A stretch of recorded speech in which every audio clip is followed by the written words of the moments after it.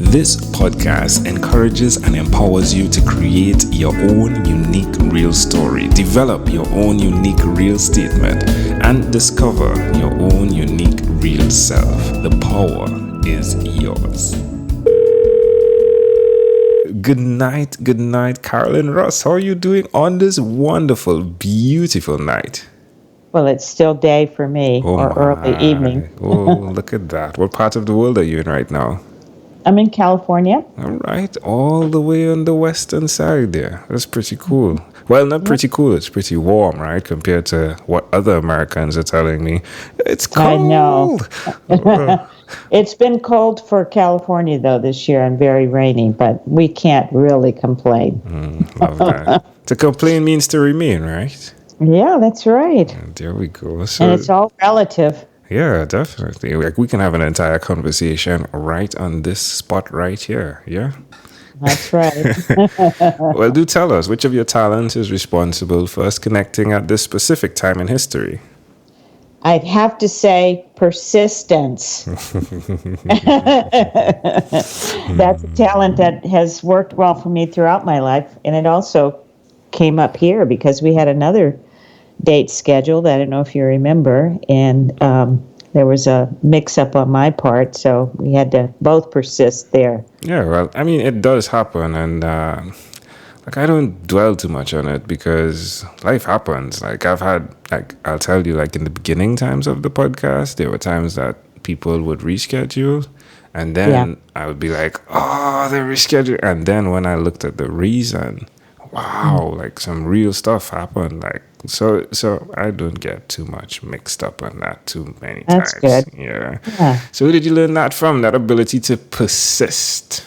I would say from my mom.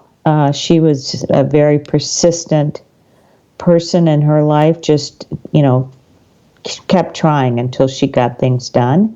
And that was a model that she set for me. That's beautiful. Now, just to be clear, amazing audience, this is not just Carolyn Ross. This is Dr. Carolyn Ross. So let's dig into that, the integrative medicine aspect of what you do, please. Well, that required persistence, too. I didn't go to medical school until I was married and had 2 children.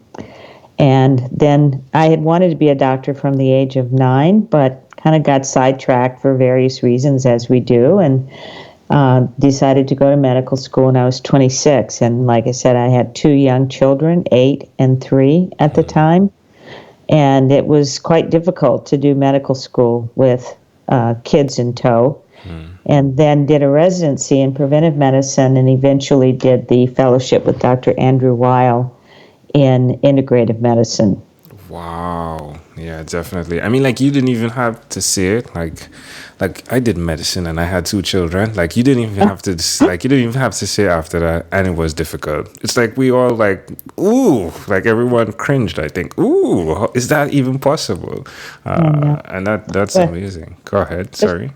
The funny thing is, I was so, I think, determined to become a doctor that I thought, oh, this won't be that difficult. I can handle it. But I had really no idea of how difficult it would be to go to medical school with 2 children. So I have to apologize to my children daily for what they went through for me to accomplish my goal, because it's never just you, is it? It's always, the people who are supporting you.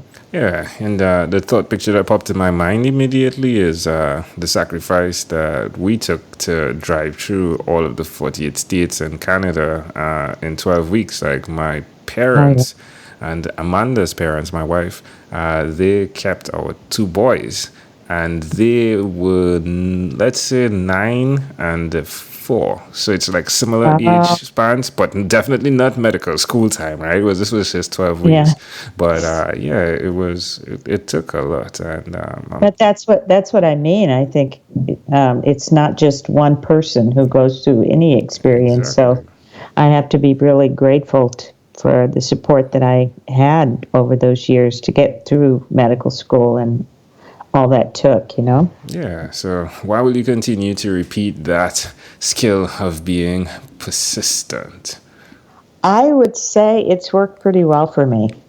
It's I think when you are a persistent person, you're less likely to get thrown off your game by the things that happen in life. Now, I've had some big things happen in my life that have thrown me off my game for a while. Like my second son passed away went about 15 years ago, and that definitely, was a game changer for me, and in many ways, and also took me deeper into my healing capacity. It changed the way I practice medicine, and but on a personal level, it was extremely devastating. But I had to persist because at that time I had a 9-year-old son, and I had a career, and people were dependent on me, and so despite that huge loss, I did have to keep going.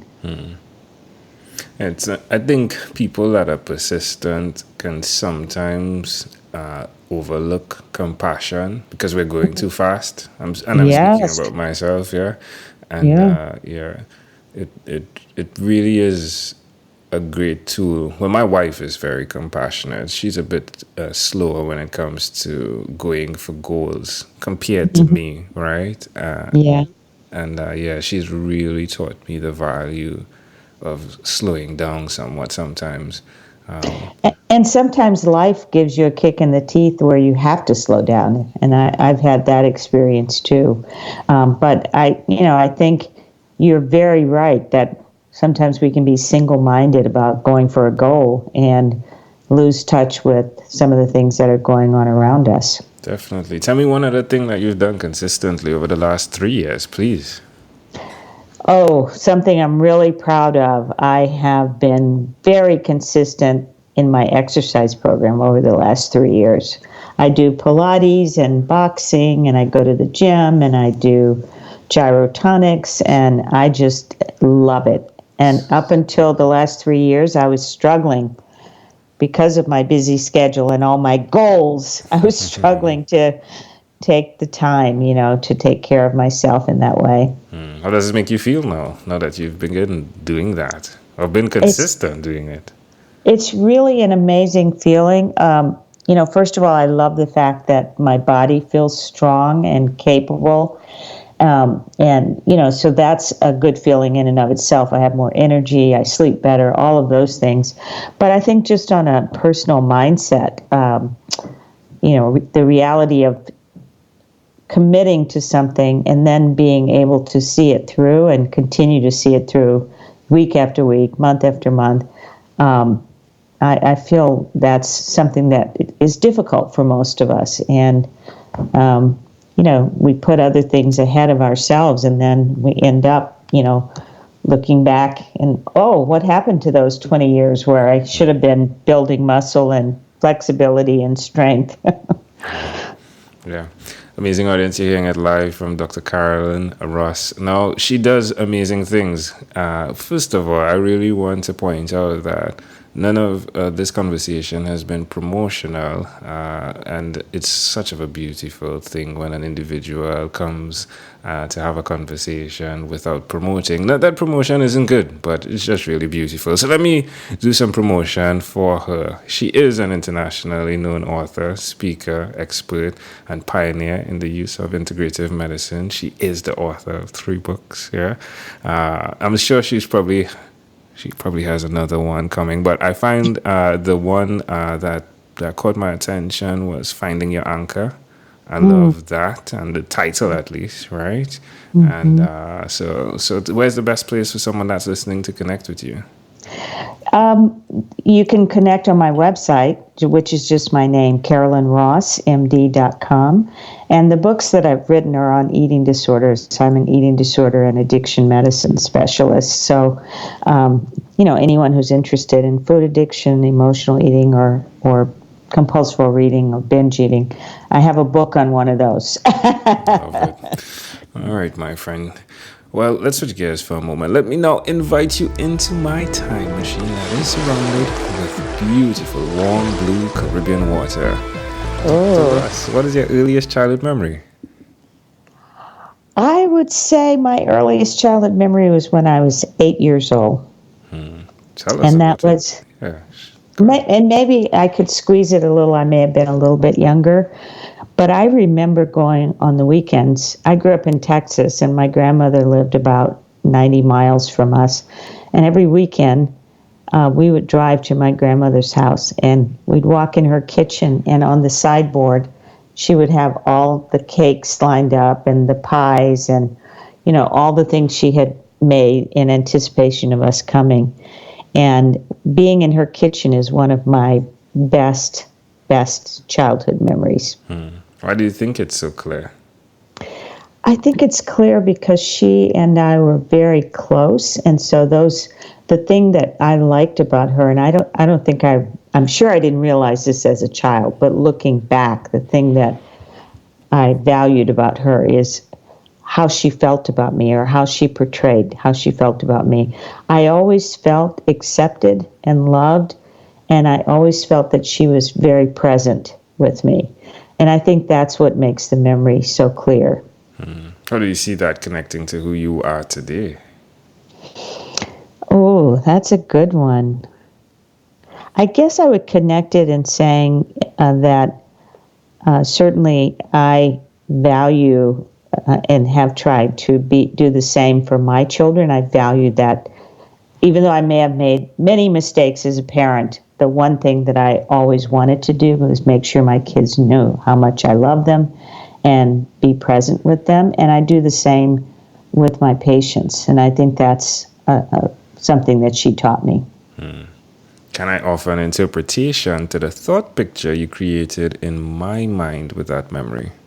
Yes. I love what persistence bears as a fruit.